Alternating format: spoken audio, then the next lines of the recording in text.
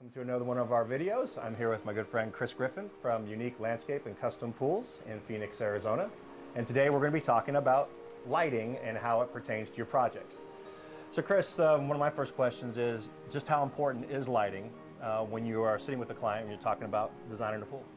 Well, as landscape and pool designers, we actually take lighting very seriously, from lighting up the landscape and most importantly, lighting up your swimming pool at night. People will spend big dollars doing an amazing pool, putting in all the details and water features, and then a lot of pool designers try to light that up with one pool light. And in today's age, with the LED lights and the color lights and the different interior finishes and the glass and the abalone shell, I think everybody's missing the boat by using just one light on some of these amazing pools that we build. Now when you say, is there, besides just not being able to illuminate everything to the degree possible, is there something else to, or any other dangers of just using one light? Well, on small pools, that's kind of been the industry standard over the last 20 years or so. All you need is one pool light. We've kind of gone a little bit different in the recent years with the color lights, with their intensity. You know, some of the LED lights aren't as bright as the old halogen lights because they do different colors and have different colors within the spectrum of the light. So we start to break the light up, and on longer pools we'll do 2 or 3 lights along the length of the pool. We'll try to counterbalance the light across from water features. Some of those neat things with using the light to enhance the look of the pool at night. So is that what the goal you're shooting for then, with using as much as light possible, is just to enhance certain specific features more so? Absolutely. We're looking for, obviously the color of the pool to be brought out at night. We're looking for water features across from the pool. If you have a big waterfall, a rock waterfall, or a sheer descent on the other side of the pool, you can insert a light there, cross light the pool and get some reflection at night on that. So there's lots of different technologies or theories that we use when designing light into a swimming pool. Okay. What are some of the different ways or lights that are available, or methods that are available? Like, I've seen bubblers you can light up now, or like the laminar jets that shoot, you can actually light those up? Absolutely. Yeah. There's so many different ways to light the water features and the pool itself nowadays. From the laminars, very unique way of doing a stream of light and water into the pool. Those are probably some of the most costly of the water features, but they look the best at night, being able to blend different colors, have a perfect tube of light. We also have the bubblers that come up from the floor, the interior finish, that come right out of the floor of the pool. Those are lit from underneath. Those can change colors. And then, as of recent, the sheer descents that come out of the wall, have LED strips in there that can change colors along with the pool lights. And the neat thing is, everything now with these vendors and these pool lighting companies, everything can sync. So you can have an entirely blue pool or green pool or purple pool, and a lot of the vendors have color shows as well. So you mix that with the landscape lighting and the amazing pools that all our builders are building, and it's just a very neat technology.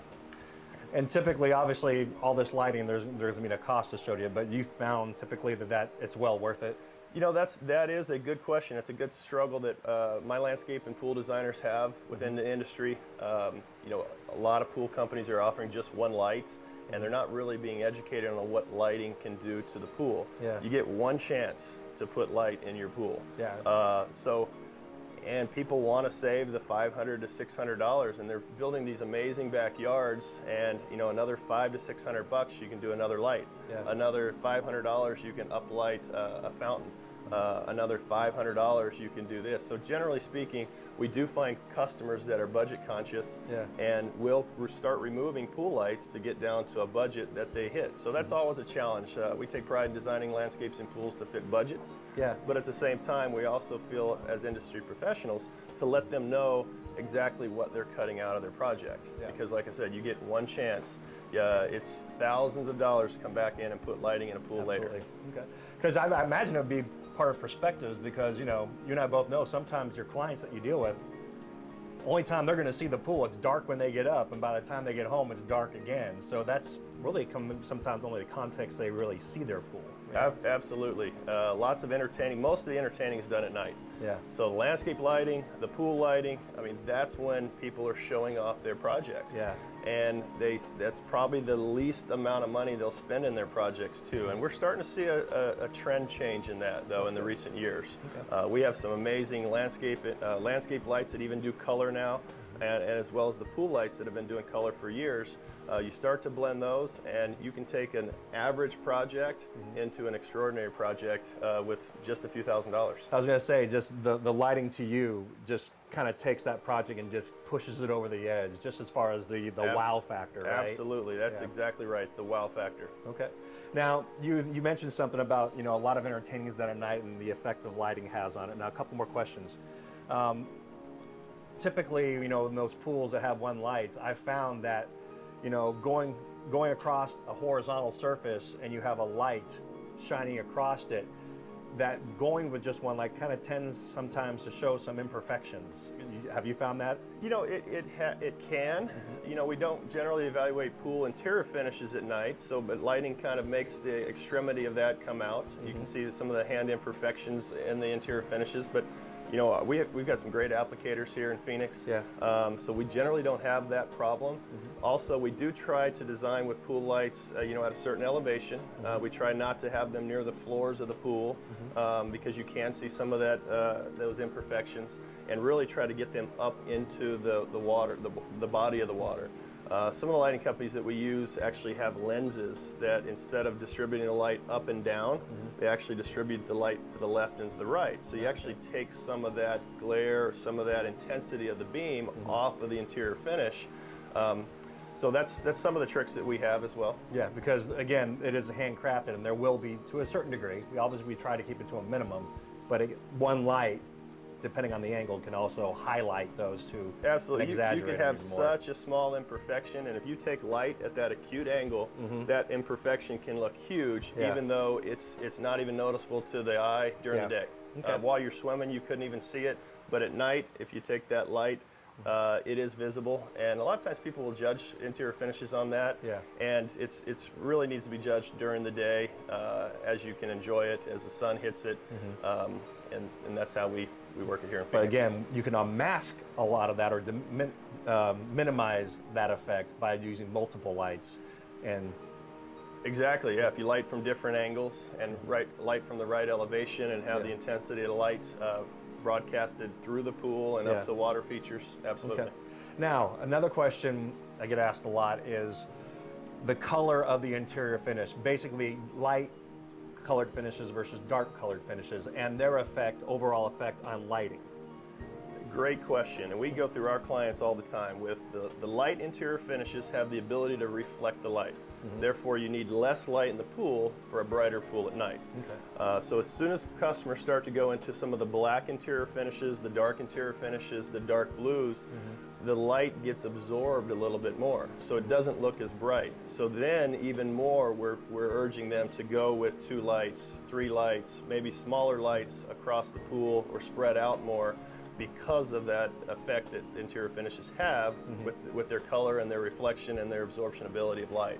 Okay, so if I understood correctly, it's not so much that darker colors, take away from the light. It's just you'll have to put more lighting in to get the same effect that a lighter colored finish. Instead of like 2 lights and a lighter colored finish, but maybe 4 lights, 3 or 4 lights and a darker to kind of get the same effect. Absolutely. Okay. Okay, one last question. You had mentioned earlier about how, not taking advantage of the different finishes that are out there as far as like our Primera Stone, the polished, or our Prism with the glass in it. Have you found, has it been your experience that those type of finishes, with the abalone, with the glass, do they add or take away from the lighting? Pool lighting at night is a little unique when it comes to some of the different interior finishes. Basically, the abalone shell is one of those things that can really reflect the light.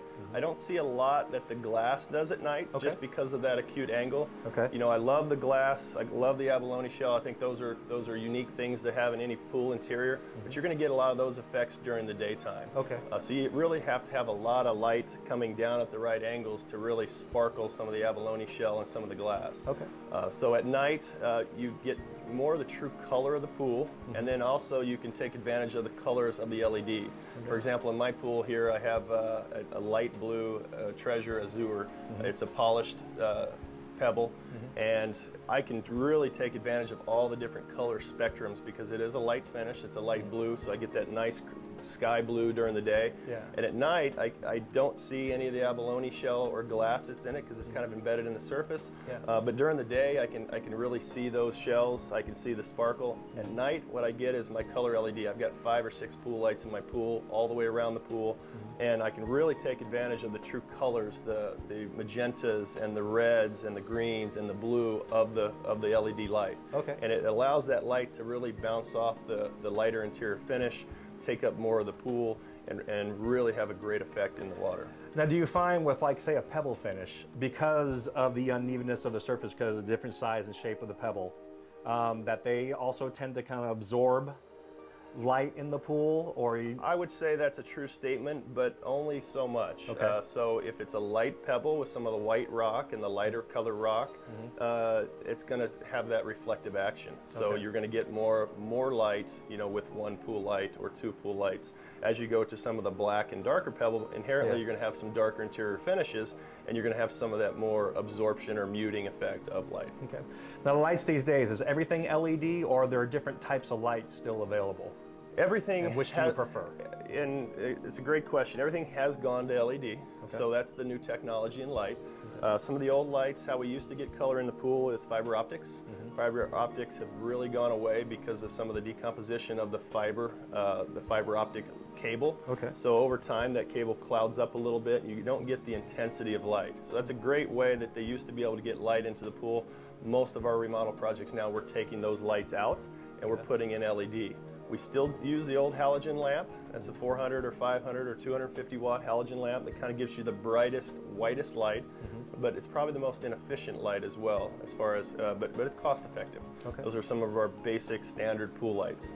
But most of the time we're upgrading to either a white or a blue LED or the multicolor LED. Okay. Very good. Very good. Well, that's all we have for you today. I'd like to thank you, Chris, for giving us your time and your wisdom and Pleasure. experience. And thank you again from all of us at Wet Edge, your pool finish resource.